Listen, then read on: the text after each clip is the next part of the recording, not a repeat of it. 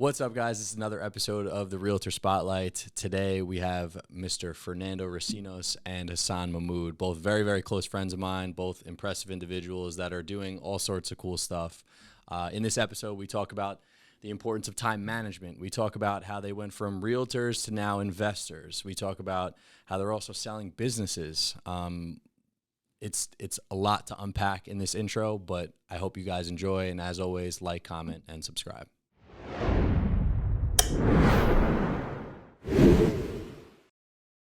Here we are with another episode of the Realtor Spotlight. Today, we have some cool guests. Not only are they good at what they do, which we'll talk about what they do, doing a few things right now, but they're also good friends of mine.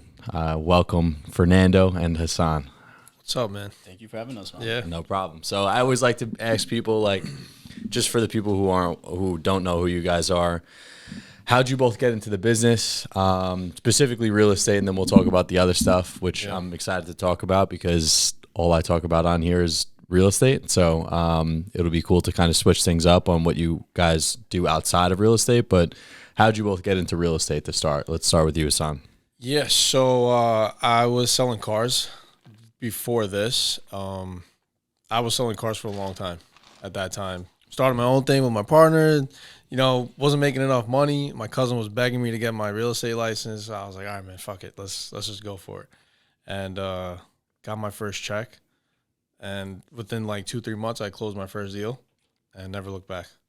And so were you selling cars at a dealership, or were you selling cars just like flipping them? Yeah, I was first I was selling cars at a dealership, and then I started my own.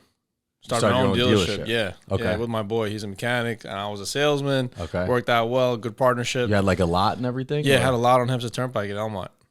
Shit. Yeah, across the street from the UBS arena. Well, I mean, you got a bunch of crap going on. I don't want to. Let's first.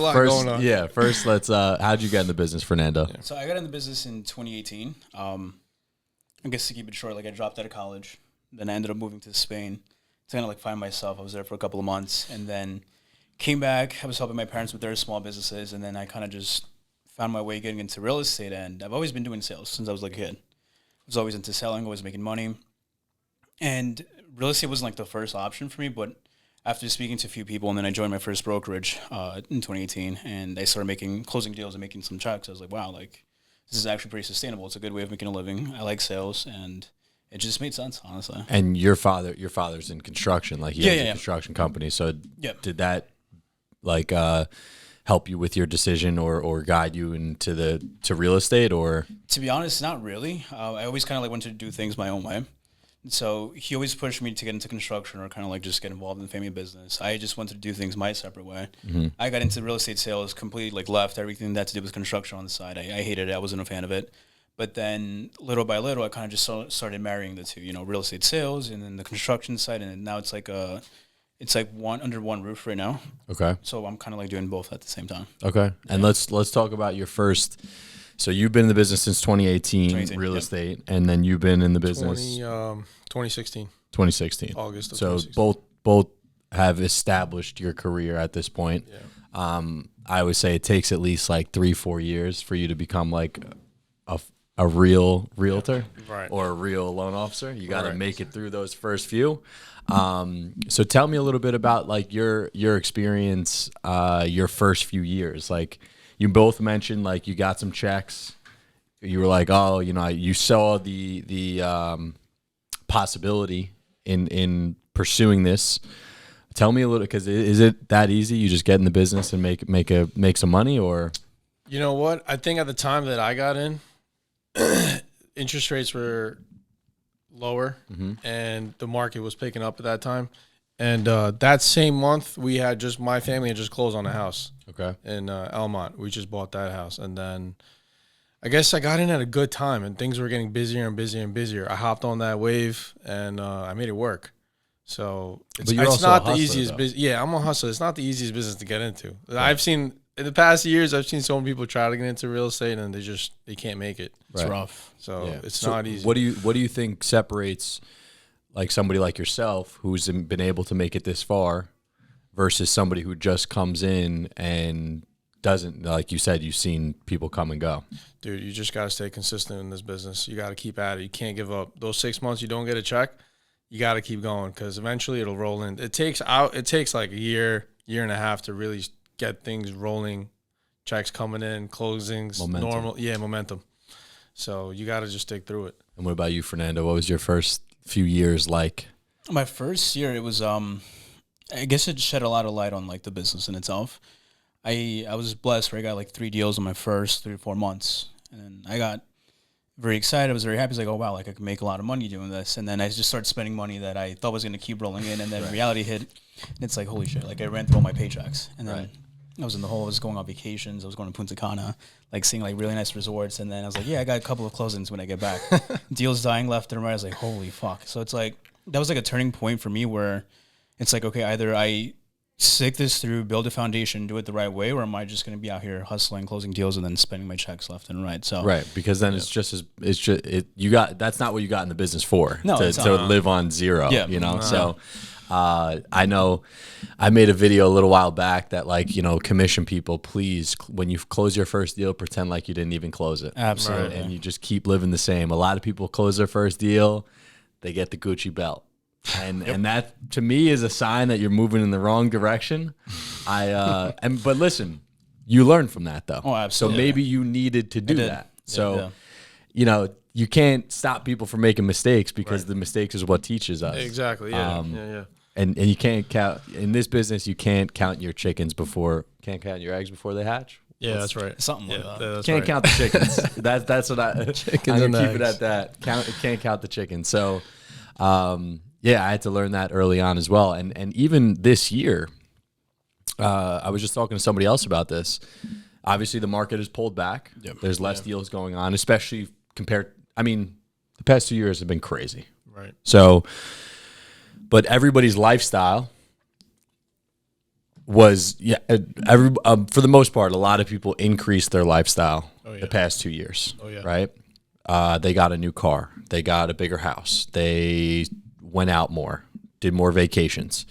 When the market pulls back, if you don't adjust your lifestyle, you'll quickly burn through some cash and you'll be like, holy crap, like, how did I get here? Down, yeah. So I know the first thing I did when I saw that the market was adjusting was I printed 3 months of every single credit card that I had. So 90 days of statements for every single credit card on my bank account. And I highlighted like all the stuff that I was spending money on.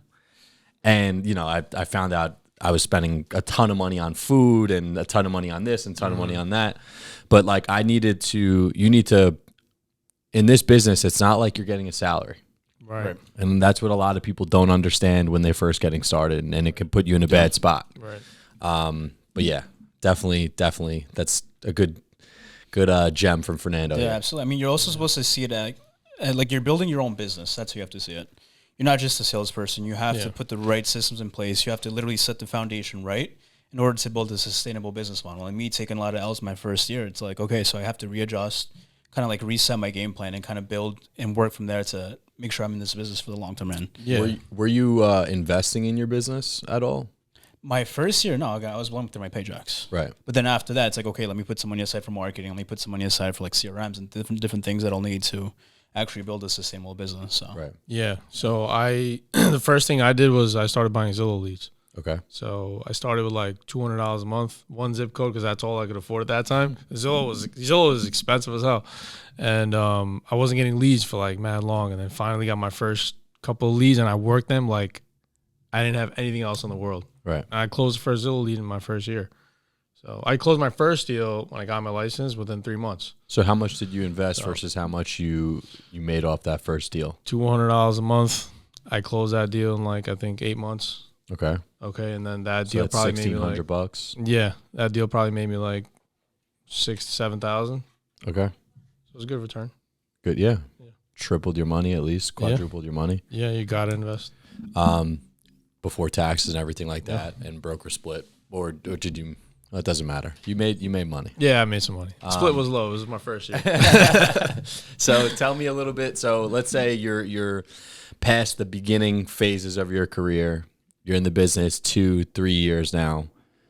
then what happened? Because I feel like there's stages in people's career. So any big changes for either of you? It just got busier and busier.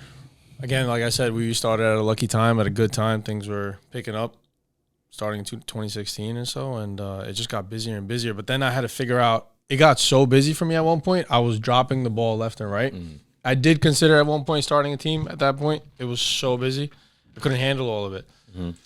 So you just got to, like, make better systems to control everything if you're a solo agent and you have that much business going on. Right. So that's the main thing, is you got to stay organized and stay on top of your shit. So do you start to pick up volume, and now it's, how do I sustain this level of volume and even grow? Right. So what systems do I need to do? How do I map out my day? That's when things started to click for me. Like you were explaining, Fernando, that you need to lay the foundation and think about this like a business.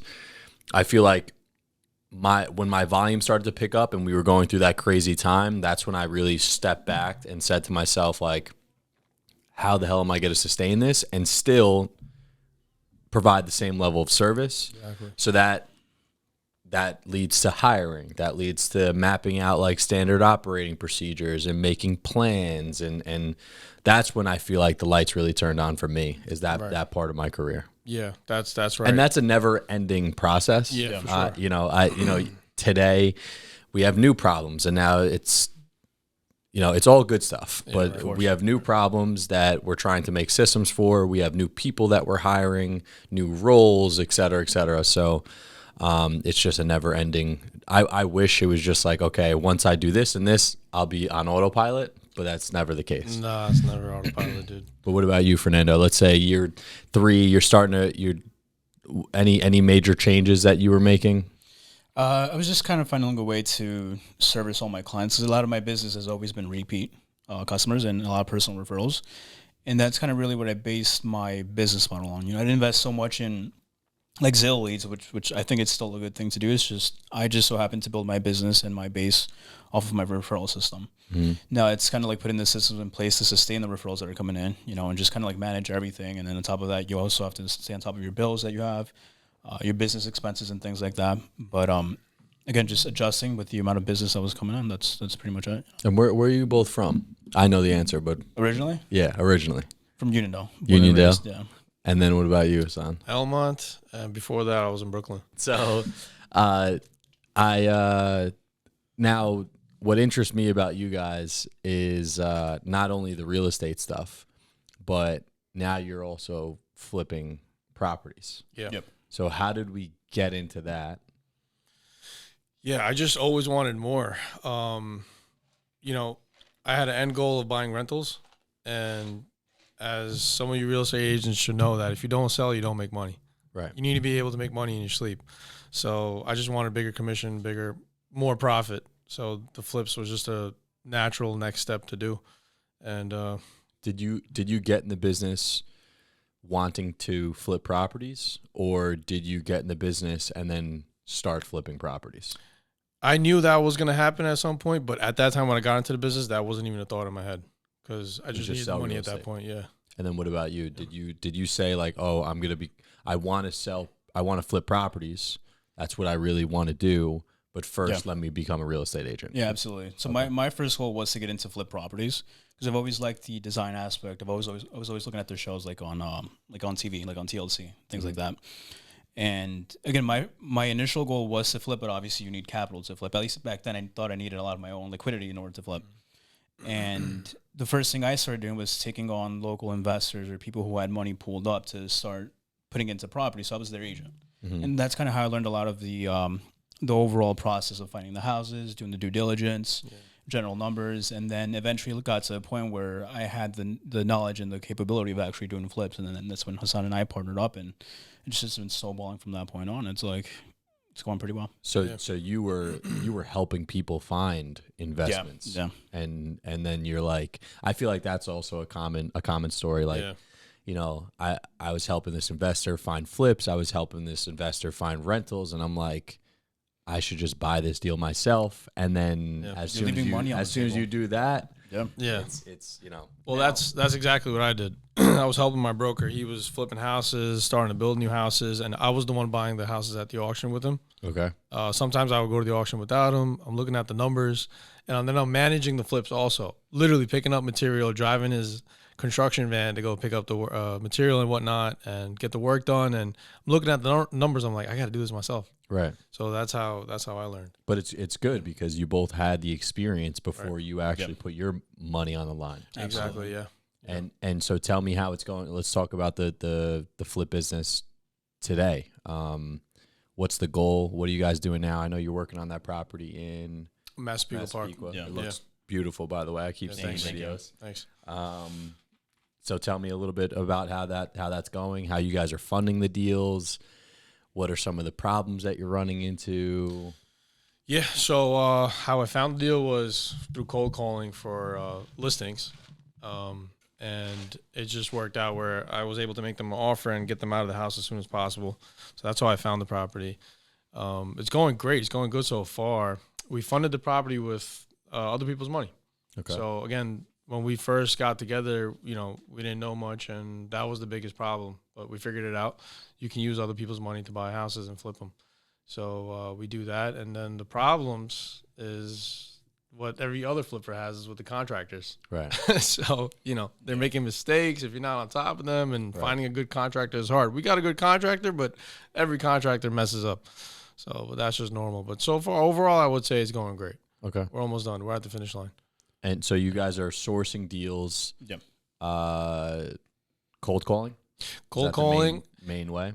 No, that was the main way at first. Now we switched to text blasting. Okay. Yeah. So as Handsome Homebuyer says, text blasting is a new way, and we tried it, and it's going great. Yeah. Yeah, it's going great. But our first few deals was through cold calling, driving for dollars. Like the typical things that any flipper should be doing. We did a lot of wholesale deals in the beginning as well. Yeah.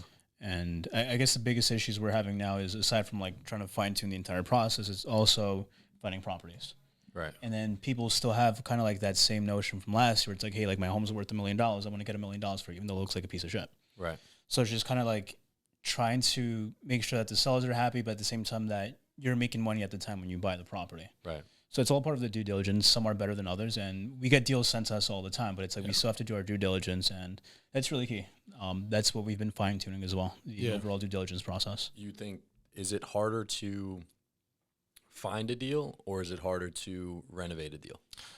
I think find a deal. Yeah. Yeah. Everything else is easy. Yeah. Is that because of the market we're in, or just because that's where the money is made, and that's a skill that everybody needs? I think finding the deal is definitely the most difficult thing. And I think just the market we're in.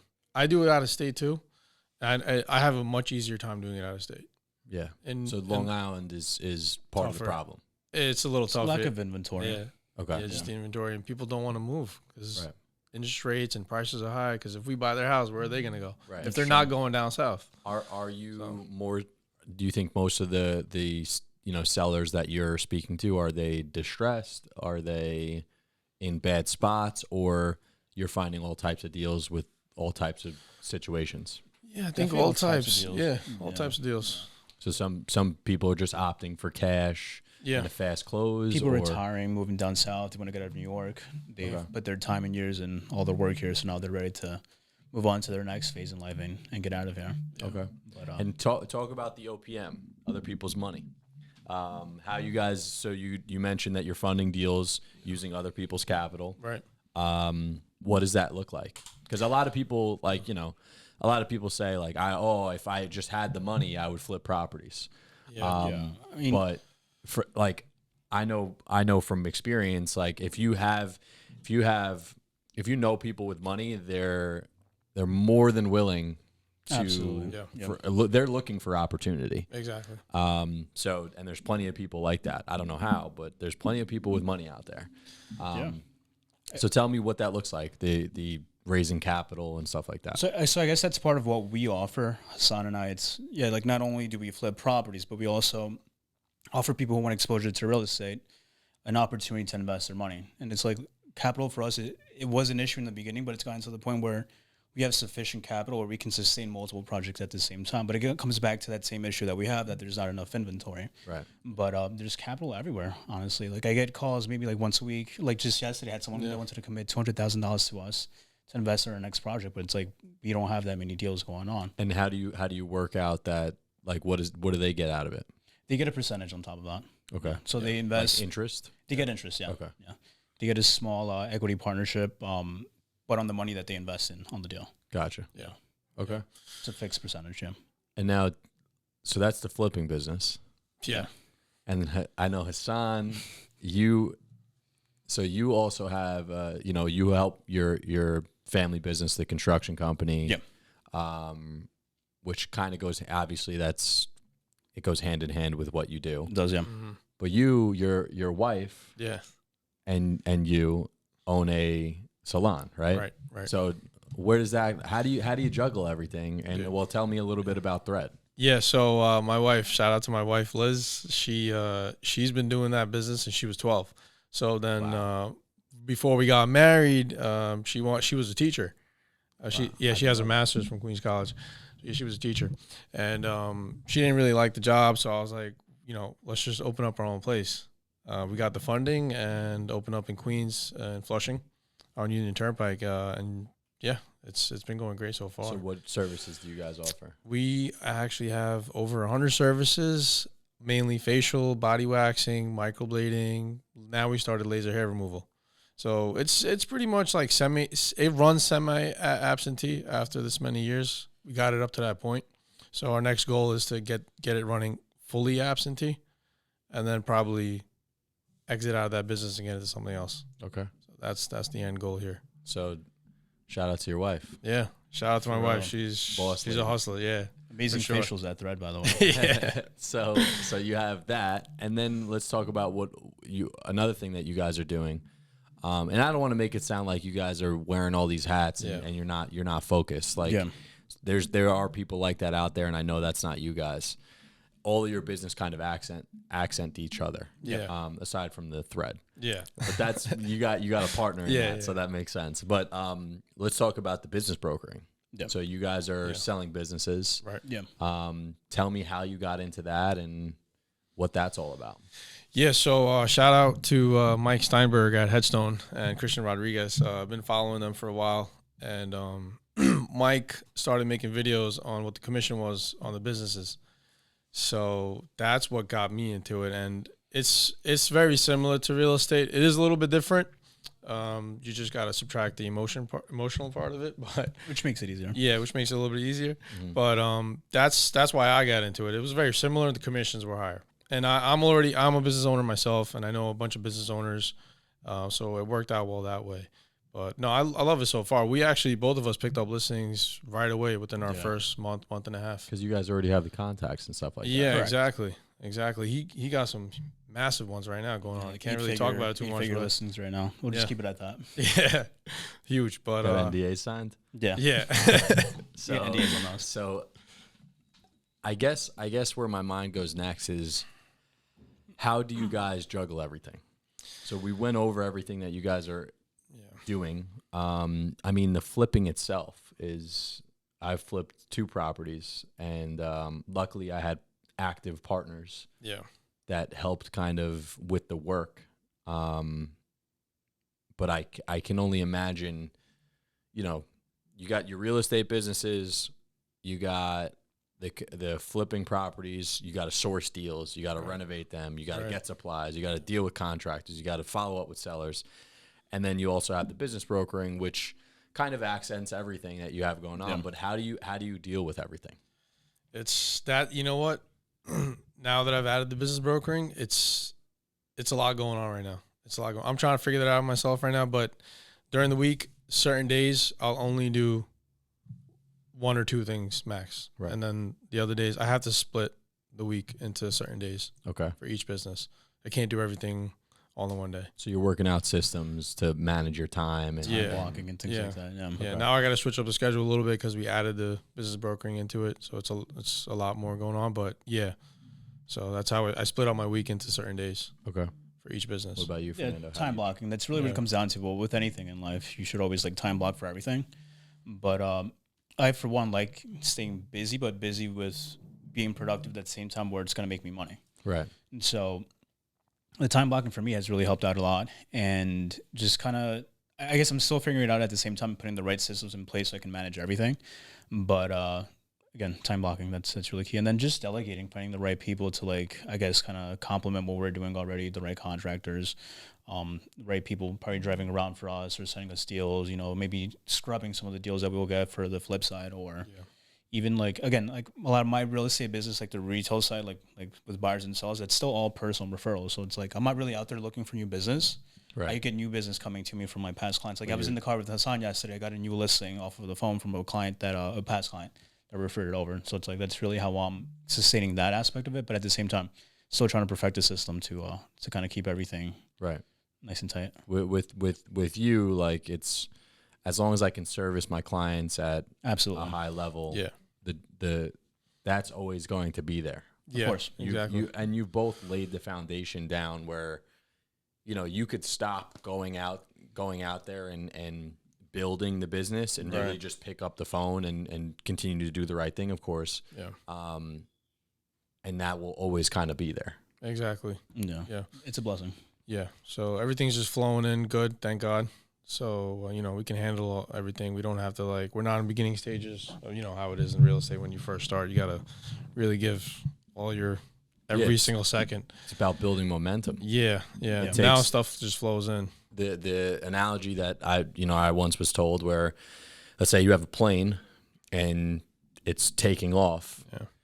If you ever been on a plane or took a flight, they hit their full throttle off of the runway. Yep. And a lot of people, they get into real estate and they only move the throttle up a little bit, and you'll never get off the ground. Yeah. So once you get up to a certain altitude, sure, you can go on autopilot and pull the throttle back.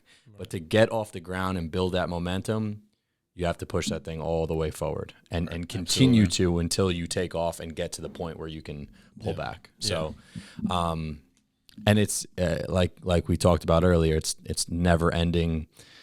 It's a never ending process. It's kind of tiring. But how do you guys manage the personal life?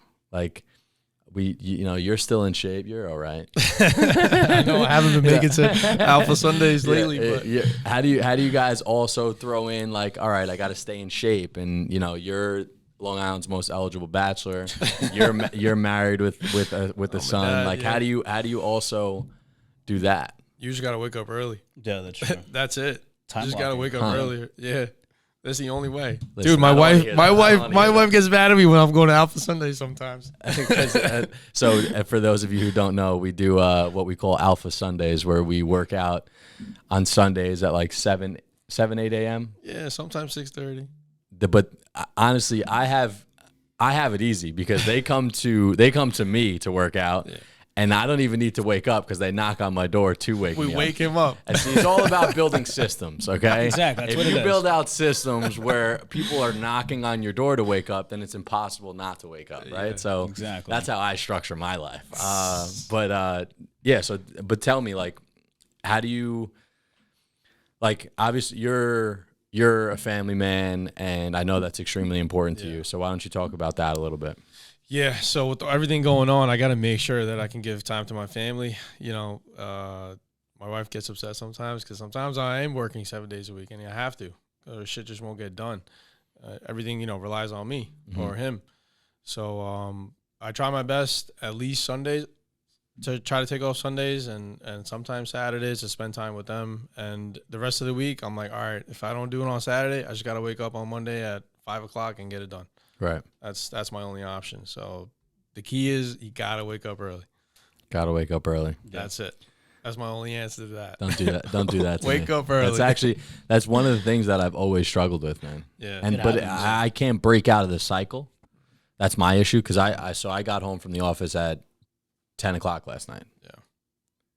Now I got there at 10, 11. So, and it's not like I wasn't working until 10, 11. Like from the moment my eyes open up, I'm working. Yeah. But that's my problem is I can't get out of the cycle. I have to break it somehow. And every Monday I'm like, all right, this is the week. And then, the alarm happened. I don't know. Maybe I need a vacation. Yeah, I was telling you, man. Yeah. You need a vacation. I need a vacation Like a because I little feel like reset. my brain's a little You need a like reset. fried. I feel like it's been in the microwave for like 3 years No, it happens. Yeah. It on happens. high. So that's maybe that's what I Time to need. take a break. What Yeah, about you you? gotta You disconnect. taking any vacations? Not anytime soon. Like right now, we're just so booked with everything that we're doing. But again, time blocking. I feel like there is time for everything. You just have to know how to prioritize the things that have to get done. And then aside from that, it's like I do take a lot of time to like pray and meditate. I also like to spend a lot of time with my family. Hispanic households are very family oriented. So it's like we try to pick maybe once a week to just spend time as a family, and that's kind of like it helps me reset a little bit, decompress, because it's like, okay, for like an hour or two, I'm not going to answer my phone, answer my text messages because I'm with my family right now. But again, just time blocking is key. I mean, without it, I feel like I would die. Like if you look at my Google Calendar, it's like I got time blocking for like going to the gym, for praying, reading books and things like that, clients, calls, just everything. So not only the business, but you're also dedicating time to all of those things that help you as a person. Yeah, you have to. 'Cause it's like, if not, then I would lose my mind with everything we got going on. Right. Yeah. I mean, you guys. So when I think about Fernando and Hassan, I think about the fact that this business not only has it, been a fruitful career and taken care of me financially and, made me a better person, but it's also introduced me to people that like not only are my colleagues and people that I do business with, but they're also like my friends, like true, genuine relationships. And that's something that I've always wanted in life. So I thank you guys for being good friends, outside of business and everything like that. Talk about that a little bit. Like how is this business impacted relationships? Like you building new relationships, like talk about some of the people that you've met and stuff like that. Yeah, I met some great people in the business. In the beginning, when I first got in the business, I was very extremely introverted. Like I didn't want to talk to nobody. I didn't want to go out to networking events, none of that. And they tell you that's what you have to do then in this business to thrive. And first networking event was actually your brewery. Oh wow, which one? Yeah, the one in the backyard of the big house. That on the was water. I think brewery 4.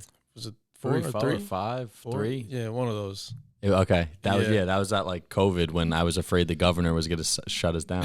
Yeah, To get canceled. yeah, that was my first networking event, and then after that, I was like, I gotta get into this more and start talking to people more, and started meeting people, and this is a perfect example right here. I met Fernando, and things are thriving. Right. And what about you, Fernando?